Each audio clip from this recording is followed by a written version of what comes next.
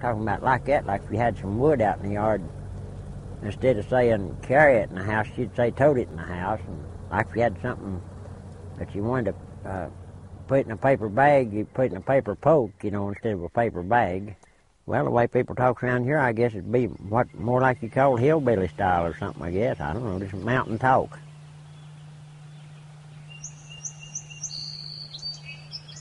Most of your local people have your mountain talk. That's the way you can tell the mountain people from your outsiders, by their language they use. Say, I'll see you over yonder. It means I'll see you like in Waynesville. It's a mountain talk kind of. Never, nothing stops. It's like a singing, you know. We're kind of like we're singing. Lita said we're singing, not talking, you know. Yeah, I like my moped.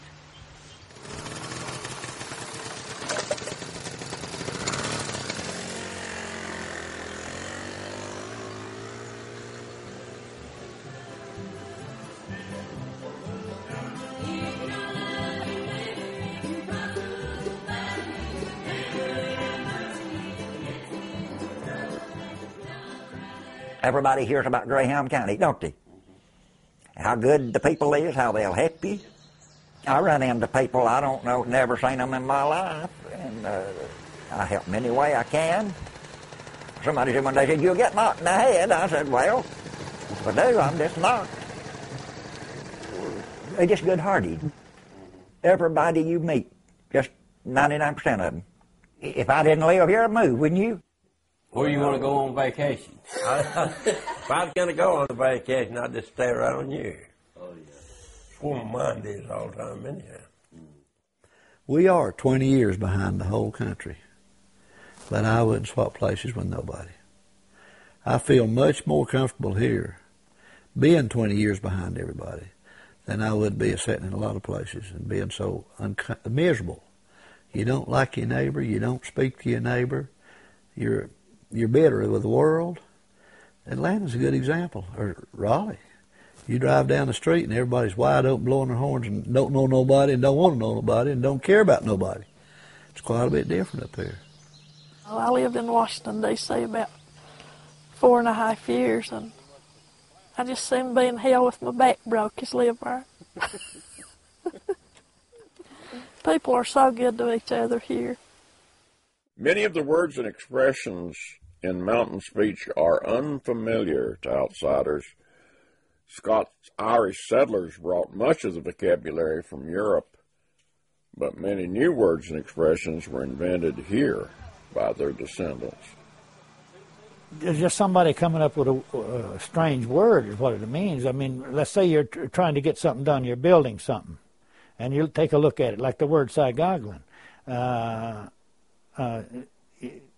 You're looking at it, and it's all out of line, and you just might come up with the word "sygoglin." I do that myself. Can't think of anything right off, but I come up with a lot of new words myself. And so you get somebody standing around to hear that, and okay, it's sygoglin. Say a carpenter has done a real poor job, and then you say, that's all sygoglin, you know. He didn't have his wall straight, or... They'll stand back and look. If something like they say, that thing's sygoglin. They'll say, I want you to look. And say, what is it? If you're building some kind of... They said, that's sygoglin right yonder. And said, that old road going up there. And said, that thing's sygoglin. My grandmother, she's always talking about people being stout or gaunt.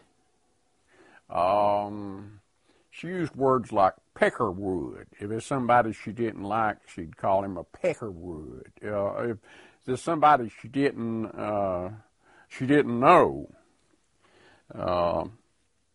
but he's probably all right. She didn't have any animosity for him. She'd say, he is a jasper. There's this jasper come by here this morning. I knocked on the door, you know.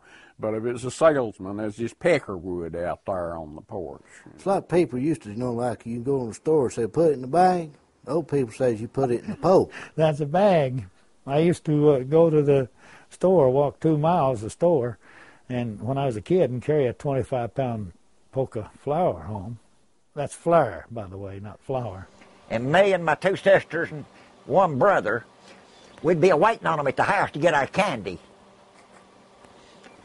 saw the older man I was talking about had a little poke of candy. He said, well, I forgot to get anything. Boy, we'd scream. Oh, here it is. Plum was a common word when I was growing. Plum this and plum that. And you, plum over there. Well, he was just plumb wore out. That copper mine, that vein, they tunneled under the ground, plumb out through here to Snowbird. Like the wind was blowing, you know, a lot of air. They would say it's very airish outside. Airish, it means it's a little bit chilly outside. It means it's airish, it means it's chilly today. It's airish today right now as we speak. The air is blowing and breezy. They go to, store and buy a Coke. They call them dopes back in. I don't know if you ever heard anybody say that or not. That's what we drank when I was a kid. And it was called, they had knee-high, they had Pepsi-Cola, Royal Crown Cola. A lot of them, that was dope. Oh, a dope. You're talking about like a soda pop, soda water, yeah. Yeah, soda water, yeah, dope. That's all they ever called them around here as a kid. I mean, that's... Now, if you go up toward Ernestine's place up there, stop along there about where you turn up to Tony's there in them pine patch, right, and along with that log house, you probably see a boomer right there. A lady come from, she said, oh, I said, that's a pretty boomer. She said, a boomer? What's a boomer? You know what a boomer is, don't you? You ever see one? What's a boomer? They make a lot of chatting noises. They're about the size of a wharf rat. A wharf rat? Yeah, a wharf rat. Big old rat. A boomer is like a little squirrel. It's not a squirrel. It's a mix between a gray squirrel and a chipmunk. Except it's red. Can you eat them? Yeah. She said, that's a red squirrel. I said, well, to me, it's a boomer. We always called it boomers. Say it's no skull. I mean, that's old dad land. Won't grow nothing, you know. Call it skull. I don't know if you've heard that. Or I know you have. Call it a skull. Poor land. That's like a carburetor in my van, all gommed up with all that old dirty stuff. Gom? Means like it's all cluttered up. Gommed up. Yeah, that means it's in a mess. That's what I would say. They didn't know they talking such educated folks, did they? I know.